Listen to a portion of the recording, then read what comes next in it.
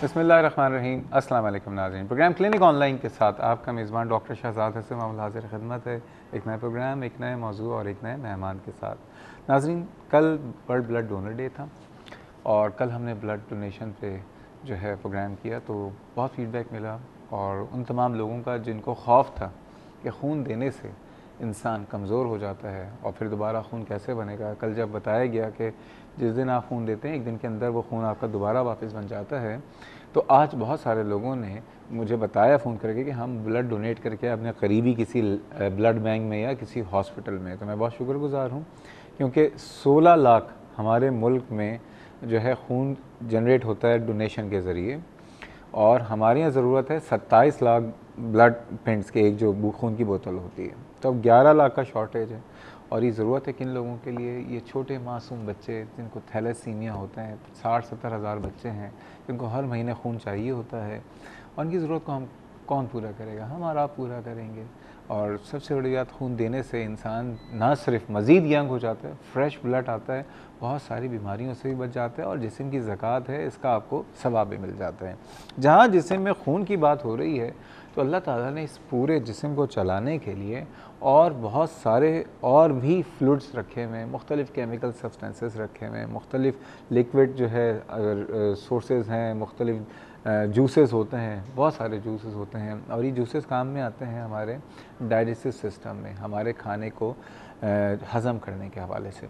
लेकिन यहाँ पे हमारे जिस्म में जहाँ लिक्विड होता है तो वो लिक्विड जो है कन्वर्ट हो जाता है कभी कभार सॉलिड में और पथरी बन जाती है।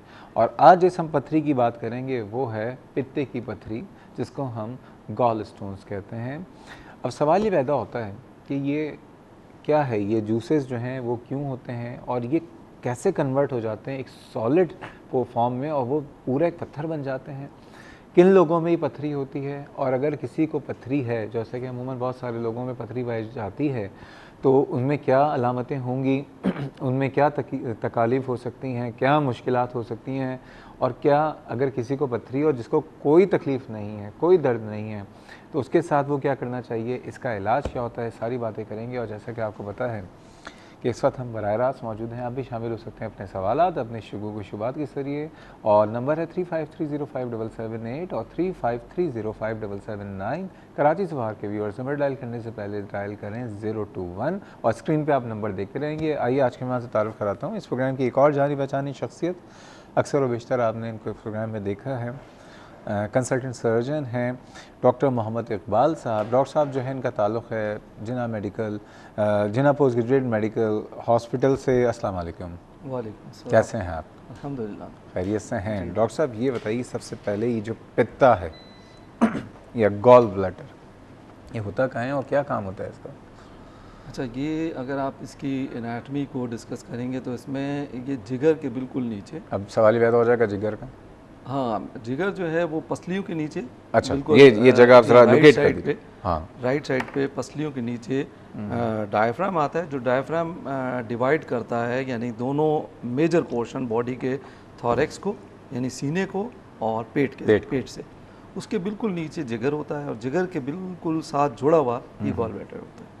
ठीक है डॉक्टर साहब, ये बताइए काम क्या है इसका? अच्छा, इसका जो मेन फंक्शन है वो है बाइल, एक सिक्रीशन होती है जो कि लिवर में बनती है और लिवर से बन के यहाँ आके गॉल ब्लैडर में वो स्टोर होती है और स्टोर भी ऐसी फॉर्म में होती है कि वो कंसनट्रेटेड फॉर्म में यानी उसका फ्लूइड एब्जॉर्ब हो जाता है और उसका जो यानी इंतहाई कारामद जुज़ है बाइल, वो वहाँ स्टोर रहता है और जैसे ही हम फैट खाएंगे तो यहाँ से ये बाइल मैंने फैटी डाइट, खाना खाते हैं जी, जो खाना खाते हैं उसमें मेनली फ़ैट को ये करता है, बाकी मज़ीद भी जो प्रोटीन्स हैं उनको, तो ये यहाँ से सिक्रीट होके जब जैसे ही स्टमक में हमारा ड्यूटेनम में ये ग़िज़ा आएगी यानी स्मॉल इंटेस्टाइन में, तो यहाँ से बाइल निकल के यहाँ एक एंजाइम रिलीज़ होता है, वो इसको फिर पुश करता है यानी इस गॉल ब्लैडर को कॉन्ट्रैक्ट करके, यानी ये वहाँ से जिस तरह ब्लड प्रेशर का पैरेटस होता है ना, उसका कफ दबाते हैं, बिल्कुल बिल्कुल इसी एक बॉल जी होती है, एक हाँ, उसी तरह का एक स्ट्रक्चर है जो कि खुद सुकड़ता है जी, बिल्कुल और वो सिक्रीशन निकाल देता है और जितनी ज़रूरत होती है उतनी मिकदार में ये सिक्रीशंस वहाँ चली जाती हैं और फिर एब्जॉर्प्शन का अमल होता है। इस तरह से काम। ये बताइए, क्या वजूहात हैं ये पित्ते में जो है, अगर किसी एक आम आदमी से पूछें कि पित्ते का क्या मकसद है, वो तो कहेगा उससे पथरी बनती है शायद वहाँ पे, उसको तो ये तमाम चीज़ें पता ही नहीं थी। पथरी क्यों बन जाती है? अच्छा, पथरी के जो बनने की वजूहात हैं उसमें जो मेन फंक्शन कहा जाता है वो तो ये है कि या तो गॉल ब्लैडर में किसी वजह से इन्फेक्शन हो जाए, जैसे टाइफाइड है, ये एक ऐसा इन्फेक्शन है जिसका ऑर्गेनिज्म जो है वो जाके स्टोर हो जाता है बाइल के अंदर, यानी गॉल ब्लैडर के अंदर, वो later on formation of stone में हेल्प करता है। दूसरा ये होता है कि बाज़ लोगों को किसी वजह से गॉल ब्लैडर की सिक्रीशन पूरी तरह से निकल नहीं पा रही होती, यानी उसमें स्टेसिस रहता है। स्टेसिस हम यूँ कह लें, यूँ समझ लें कि वो गॉल ब्लैडर जिसको कि कॉन्ट्रैक्ट होना चाहिए प्रॉपरली कॉन्ट्रैक्ट नहीं हो रहा, और वहाँ पर ये बाइल जमा रह रहा है बहुत ज़्यादा टाइम तक।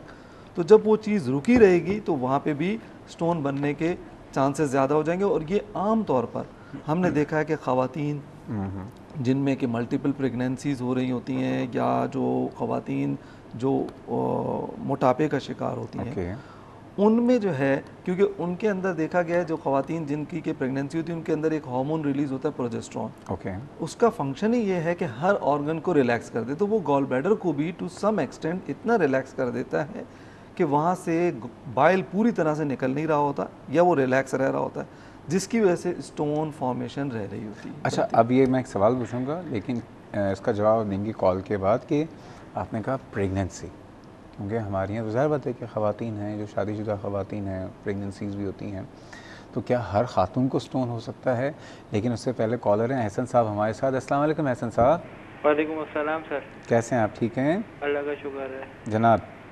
सर मेरा ये जानना था कि आपने मुझे शायद पहचाना नहीं, मैं एहसन बात कर रहा हूँ मॉल से। कहाँ से? Mall clinic sir. जी जी जी एहसन साहब जनाब। बस सर ये मैंने आपसे पता करना था, ये पथरी जो है, आप बता, आज जो टॉपिक है आपका, जी जी, अगर इसमें थोड़ा सा दर्द महसूस हो तो किसका दिखाना चाहिए? जो SGPT कराना चाहिए इलाज? अच्छा ठीक। क्योंकि ये मेरे लेफ्ट साइड पे काफ़ी जो है, थोड़ा सा भी 2-3 दिन से या ज़्यादा वॉक कर लूँ या थोड़ा भारी काम कर लूँ तो थोड़ा दर्द सा महसूस होता है। बिल्कुल, अभी हम डिस्कस कर लेते हैं कि क्या क्या अलामतें होती हैं, और अगर अलामतें हों तो क्या हर दर्द पथरी का ही हो सकता है, और अगर डाउट हो तो उसके क्या टेस्ट हैं। बहुत अच्छा सवाल है, बहुत शुक्रिया एहसन साहब, थैंक यू सो मच।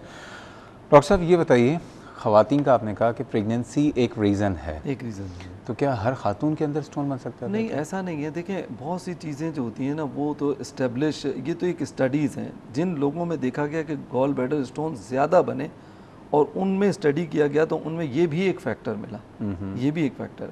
वैसे मैंने आपको कहा ना कि जैसे कि टाइफाइड इन्फेक्शन है उसमें भी हो रहा है लोगों को, लेकिन जनरली ये ख़वातीन में ज़्यादा होता है। हम और उसके रीज़न पढ़ रहे थे मेडिकल कॉलेज में थे, तो वो F5F होते थे, फीमेल, फर्टाइल, 40, फैट, जी जी, ठीक है ना। तो ये जो सिलसिला है कि 40 साल की उम्र, सेहतमंद ख़वातीन, फर्टाइल एज, इसका क्या रिलेशन है? वही मैंने आपको बताया। मर्दों में नहीं हो सकता है क्या पहले? हाँ, मर्दों में भी जी होता है, बिल्कुल। यही इसकी कोई वो नहीं है एक्सक्लूसिवली मेल फीमेल्स में हो रहा है, मेल भी इसका शिकार होते हैं, और उनके रीज़न डिफरेंट हैं, लेकिन मेन रीज़न वही, जैसे मैंने बताया, अगर कोई पेशेंट है जिसको इन्फेक्शन हुआ, टाइफाइड हुआ, और उसका वो ऑर्गेनिज्म टाइफाइड का जो पैराटाइफाइड हुआ वो रहा वहाँ पे, उसकी रहने की वजह से स्टोन बन जाएगा।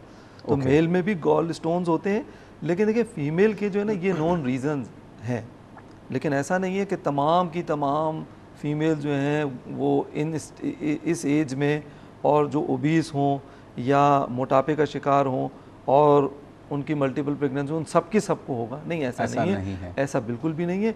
हाँ, ये ज़रूर देखा गया है कि इन लोगों में चांसेस ऑफ स्टोन फॉर्मेशन ज़्यादा देखे गए बनिस्बत उन लोगों के जिनके के। अच्छा, बहुत से लोग कहते हैं कि जी हम छालियाँ खाते थे, ठीक है ना, वो जो मीठी सी सुपारियाँ वाली खा रहे हैं, वो छालियों से जाके शायद वो अटक गई है, वो पथरी बन गई है। नहीं, ऐसा कोई, ना तो ये पथरी, ऐसी कोई पथरी गुर्दों में, और ना ही ऐसी कोई पथरी जो पित्ते में बन सकती है।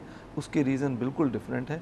तो अक्सर लोगों का ये है, वैसे तो देखें हम ये नहीं कह सकते कि छालियाँ खाना जो है वो, छालियाँ खाने के अपने अलग नुकसान हैं। उससे मुंह के कैंसर हो रहा है, गले का कैंसर हो रहा है, उसके जो नुकसान हैं, लेकिन उसका पथरी से कोई, लेकिन उसका पथरी और खाने पीने की किसी चीज़ से पथरी का कोई ताल्लुक हो?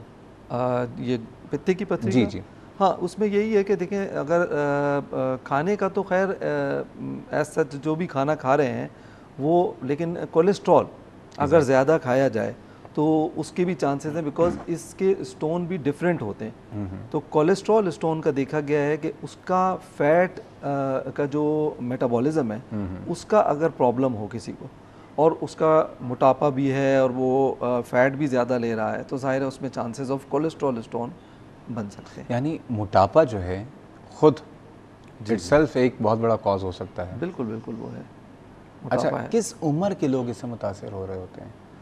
ये नॉर्मली तो 40 प्लस ही है, लेकिन हमने देखा है कि बच्चों में भी गॉल स्टोन्स होते हैं। यानी बच्चों में? पित्ते की, जी हाँ, बच्चों में पित्ते की पथरी आपको 6 साल, 8 साल और 10 साल के बच्चे में भी मिलती है। क्या उसकी क्या वजह है? अच्छा, उसकी जो रीज़न है वो बिल्कुल डिफरेंट है। वो क्या है कि उनमें हिमोलाइटिक एनीमियाज, यानी उनकी, अगर हमारे पास बच्चा आता है तो हमें फिर उसको फर्दर इन्वेस्टिगेट करना पड़ता है, उसके ब्लड के टेस्ट कराने पड़ते हैं।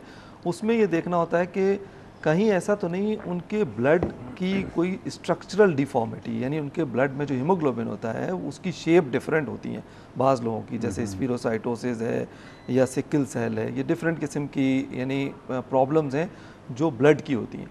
अगर वो किसी को है जिसकी वजह से उनका जो खून के, लाल खून के बनने का अमल है वो तेज़ी से टूट भी रहा है, बन भी रहे हैं, टूट भी रहे हैं, तो उसकी वजह से क्या होता है कि एक ये कहना चाहिए जो उसका रेजिड्यू है हेमोसिड्रिन वो रिलीज होता है और उसकी वजह से पिगमेंट स्टोन बनते हैं। ओके, तो ये वो बच्चों पिगमेंट में स्टोन बच्चों में बनते हैं जिनको अगर कोई खून की बीमारी हो, खून की बीमारी हो। तो इसीलिए हमारे पास अगर कोई बच्चा आएगा और हमने देखा कि उसके सिम्टम्स गाल स्टोन्स की तरफ यानी पित्ते की अभी हम तरफ सिम्टम पे बात करते हैं।